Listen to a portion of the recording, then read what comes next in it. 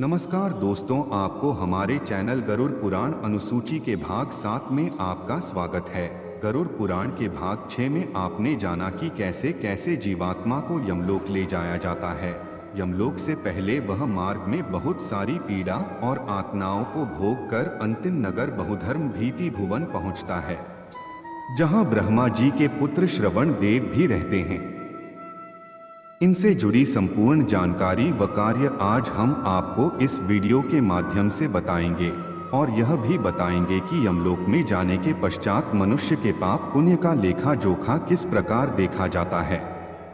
प्राचीनतम वेद व पुराणों से जुड़े जानकारी महाशिव चैनल के अतिरिक्त आपको कहीं और नहीं मिलेगी। हमारा आपसे यही आग्रह है कि आप अधिक से अधिक आध्यात्मिक और धार्मिक ज्ञान प्राप्त करें और हमारी सनातन संस्कृति को और भी महान बनाएं। विलंब न करते हुए आरंभ करते हैं।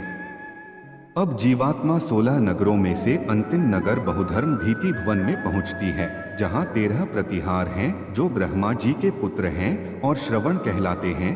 वे प्राणियों के शुभ अशुभ कर्मों का बार बार विचार करके उसका वर्णन करते हैं।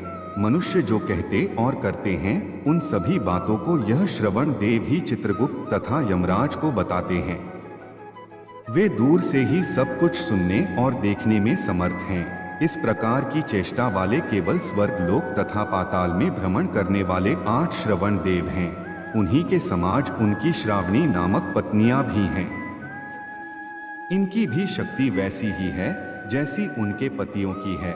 वे मृत लोक के अधिकारी के रूप में हैं। व्रत दान स्तुति से जो उनकी पूजा करता है उसके लिए वे सौम्य और सुखद मृत्यु देने वाले हो जाते हैं। फिर पक्षीराज गरुड़ भगवान श्री नारायण से प्रश्न करते हैं कि है प्रभु, यह एक प्रश्न मेरे हृदय को विचलित कर रहा है कि श्रवण देवों का यमलोक में क्या कार्य रहता है। किस शक्ति के प्रभाव से वे मानव कर्म को जान लेते हैं। वे कैसे किसी बात को सुन लेते हैं और उनको यह ज्ञान किस प्रकार प्राप्त हुआ है। हे देवेश्वर, उन्हें भोजन कहाँ से प्राप्त होता है। आप प्रसन्न होकर मेरे इस संदेह को नष्ट करें। पक्षीराज गरुड़ के इस कथन को सुनकर भगवान नारायण बोलते हैं, हे पक्षीराज, सभी प्राणियों को सुख देने वाले मेरे इन वचनों को तुम सुनो। श्रवण से संबंधित उन समस्त बातों को तुम्हें मैं बताऊंगा। प्राचीन काल में जब समस्त सृष्टि एकाकार हो गई थी और मैं समस्त सृष्टि को आत्मलीन करके क्षीरसागर में सो रहा था, उस समय मेरे नाभि कमल पर स्थित ब्रह्मा बहुत वर्षों तक तपस्या की। उन्हें एकाकार सृष्टि का पुनः निर्माण करने के लिए ऐसे प्राणियों की आवश्यकता थी जिन्हें लोक व्यवहार का ज्ञान हो। ऐसे में सभी देवताओं द्वारा की गई स्तुति से ब्रह्मा जी को प्रेरणा मिली और उन्होंने अत्यंत तेजस्वी एवं बड़े बड़े नेत्रों वाले श्रवण देवों को जन्म दिया। इस संसार में जो कोई जैसा भी शुभ या अशुभ बोलता है उसे वे अत्यंत शीघ्र ब्रह्मा के कानों तक पहुंचाते हैं। दूर से ही सुनने एवं दूर से ही देख लेने का विशेष ज्ञान उन्हें प्राप्त है। क्योंकि वे सब कुछ सुन लेते हैं, उसी के कारण उन्हें श्रवण कहा गया है।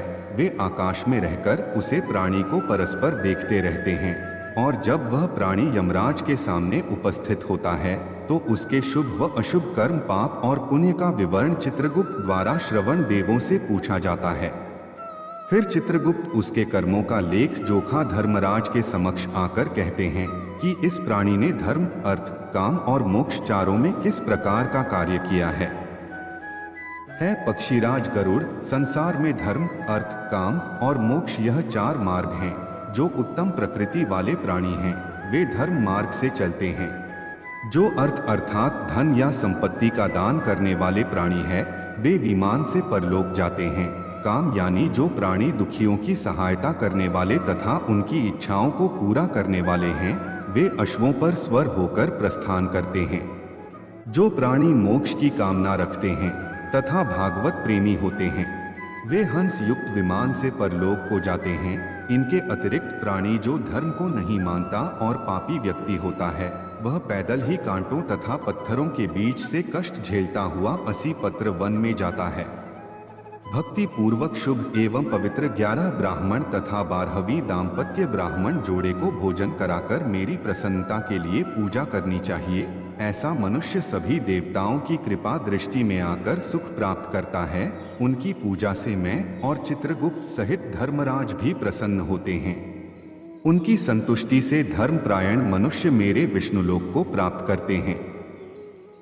महाशिव चैनल के अगले भाग यानी गरुड़ पुराण भाग 8 में आप जानेंगे कि यमलोक कैसा दिखता है और वहां कैसे कैसे प्राणी रहते हैं तथा वहां जाते ही उस प्रेत के साथ क्या क्या होता है। आज के लिए केवल इतना ही। जाने से पूर्व वीडियो को लाइक करें व चैनल को सब्सक्राइब अवश्य करें।